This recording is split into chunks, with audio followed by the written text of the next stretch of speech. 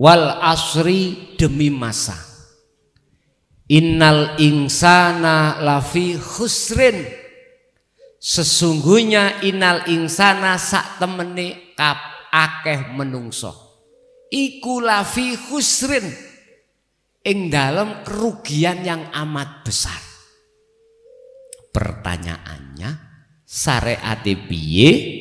Hakikatnya bagaimana? Orang yang merugi itu, lah gitu dah.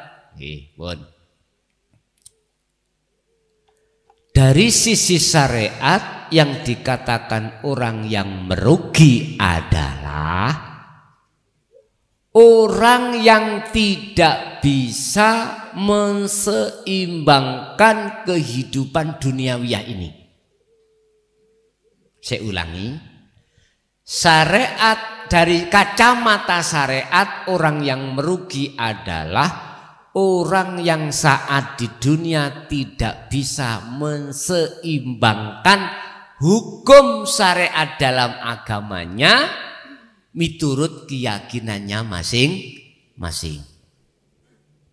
Contoh, sing Islam gak iso menyeimbangkan syariat di tengah umat Islam. Sing Nasrani tidak bisa menyeimbangkan syariatnya di tengah-tengah kaum Akhirnya apa? Dihina toh mbak yang lainnya. Dihina.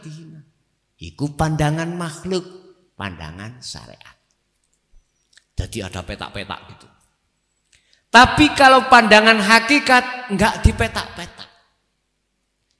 Maksud innal insana lafi khusrin. Sungguh banyak manusia dalam kerugian besar.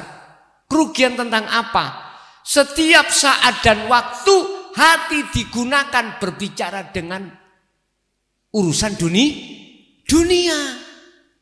Hati dijak bicara membahas bercinta terhadap selain Allah, selain Tuhan. Contoh ini. Jangankan di luar sholat wong Islam. Di dalam sholat pun hati berbicara dengan selain Allah. Bentuknya pasar masuk, sawah masuk, uang masuk, teman masuk, pacar masuk, semuanya masuk. Kalau kita hitung, satu hari satu malam bertemu 24 jam. Ya. Banyak ternyata manusia yang dalam kerugian besar masa itu, sedikit manusia mempergunakan untuk berbicara dengan Tuhan. Minoritas golongan iki. Siapa golongan minoritas ini? Yaitu golongan yang hatinya sudah meng-welcome tentang ajaran ketuhanan, tentang ajaran hakikat. Karena hanya golongan yang ini hatinya selalu disibukkan untuk berbicara terhadap Tuhannya. Hanya golongan ini. Sehingga dikategorikan sebagai golongan ahli syuhud. Lah yang pertama yang merugi golongan ahli hijab.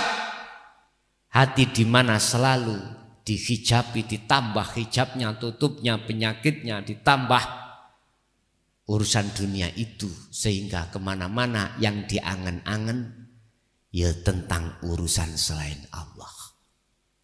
Walaupun kita bicara ngibadah yang katanya urusan akhirat, mesti ada tendensi. Apa tendensi? Pahala. Bapak Ibu hadirin, sodako semini untuk umat, nanti pahalanya lah gitu deh ya.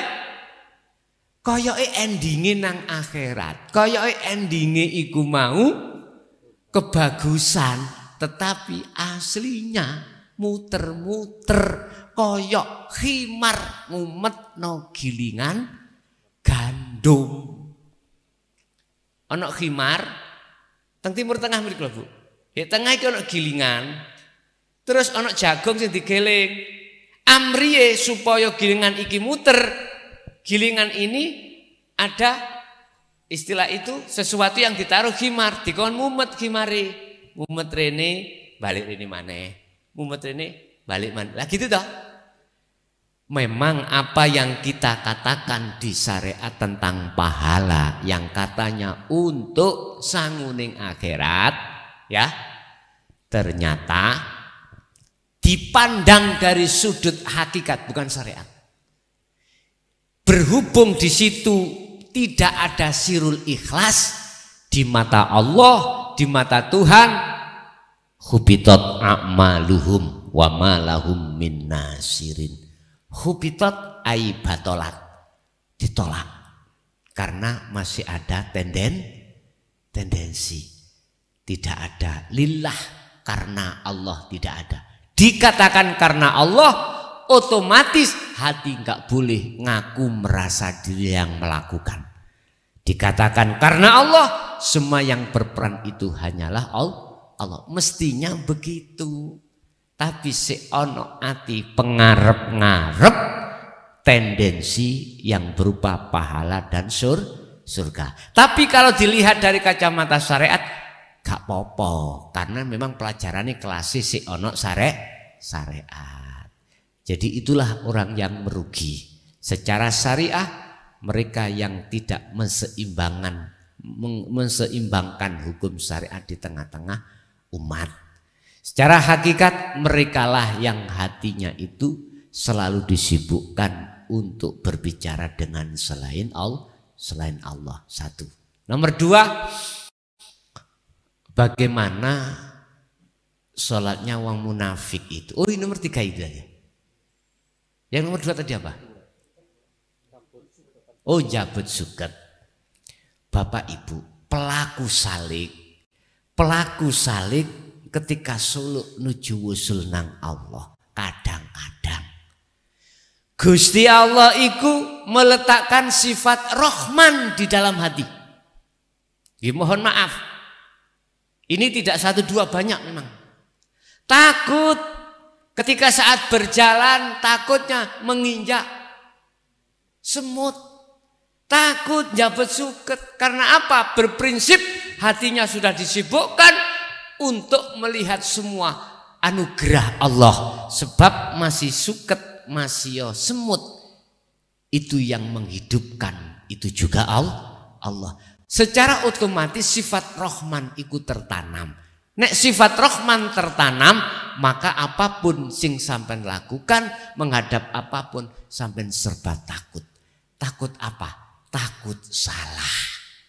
Karena Anda dengan mereka itu sama, tergabung dalam satu wadah yang disebut makhluk. Disebut makhluk. Terus bagaimana caranya nanti? Kula mboten takut. Sifat Ar-Rahman itu harus dicabut Allah, tinggal sifat Ar-Rahim saja. Niki. Lah yang menjabut Allah caranya bagaimana? Wis, apapun sing terjadi pada diri jenengan, tetap hatimu berpegang teguhlah tajali pada Allah. Berarti yang nginjak semut bukan Anda, akhirnya itu Allah. Sing jabut suket akhirnya bukan Anda sejatine, tapi Allah. Akhirnya bisa dimanfaatkan terhadap yang lain. Ini caranya berarti bertajali. Terus bagaimana sholatnya orang yang fasik, orang munafik itu? Sebagian di dalam Al-Quran dikatakan ibarat orang yang bersiul. Makanya kula wau siul mau. Guyon. Wakola aidan salate kuwi mau selalu lupa. Innal insana ini kalau surat sing mlebu Raqawel kalau fasholli li rabbika wanhar fawailul lil musallin. Fawailun, celaka besarlah bagi sapa? Lil musallin, bagi orang yang sholat. Tapi jangan berhenti. Bagi orang sholat yang bagaimana yang celaka? Fawailul lil musallin alladzina hum an sholatihim sahun. Yaiku salate wong yang ketika salat hatinya lalai pada Tuhan. Salat itu kan substansinya kan menghadap dan bertemu toh Pak. Tapi ternyata di situ tidak bertemu Allah, tapi bertemu selain Allah, yaitu yang disebut salat yang melalaikan. Miturut kacamata hakikat ayat ini tadi. Mengapa demikian? Dan ini pasti berlaku bagi siapapun, karena di dalam hati kita itu telah terkontaminasi dengan kesenangan dunia yang ditimbulkan oleh hawa nafsu. Coba nek iku resik, ora iso. Ora iso. Mboten saged. Tetap sholatnya benar nantinya. Lah sholat benar ini apabila syahadatnya sudah benar. Syahadat itu persaksian. Persaksian yang dikatakan betul ketika saat yang menyaksikan itu tahu siapa yang disaksikan. Kembali kepada orang yang merugi tadi. Kecuali yang tidak merugi. Tadi belum saya teruskan.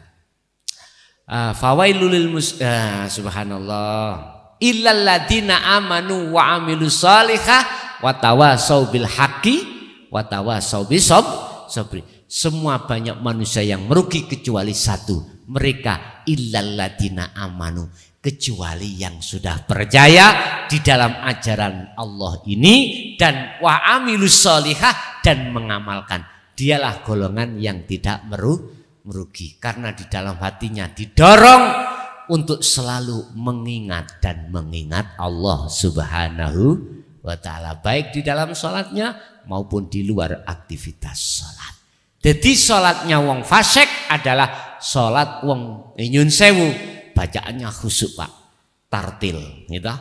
Dari syahul kalamnya juga benar, dari makhorijul hurufnya juga benar sesuai dengan tajwidnya, tapi hatinya ngelamprah. Ngerti ngelamprah? Belakrang. Jalan-jalan. Nang pasar, nang sawah, nang pabrik, wis macam-macam. Itu hati yang jalan-jalan. Itulah ciri sholatnya orang yang munafik atau orang fasik. Wis. Nek ditanyakan sebab apa? Hanya satu jawabannya. Karena dia belum kenal dan belum tahu Tuhannya. Titik wis. Siapapun kita nggak usah ditutup-tutupi. Fakta di lapangan memang seperti itu Pak. Kita dalam situasi terpuruk, di mana hati belum mengenal Tuhan, di mana hati masih bercinta kasih dengan selain Tuhan. Inilah mengapa Tuhan mengirimkan utusannya untuk membawa ajarannya, untuk membebaskan kita maksudnya hati yang sudah tersesat di dalam jurangnya hawa nafsu.